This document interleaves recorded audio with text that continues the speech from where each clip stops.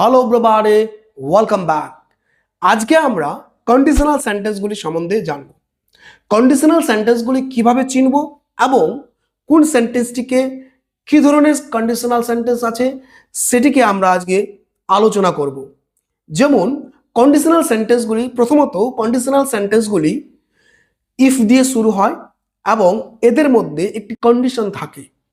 এই সেন্টেন্সগুলিকে চারটি ভাগে ভাগ করা হয়: zero conditional, first conditional, second conditional and the last one is third conditional. তো জিরো কন্ডিশনালটা কি?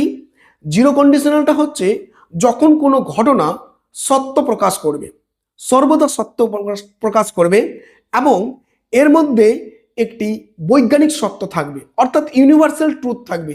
এই জিরো কন্ডিশনাল যে সেন্টেন্সটির মধ্যে থাকবে বা জিরো কন্ডিশনাল যে সেন্টেন্সটি, সেই সেন্টেন্সটিকে দেখে আমরা বুঝতে পারবো যে এর মধ্যে একটি ইউনিভার্সাল ট্রুথ আছে।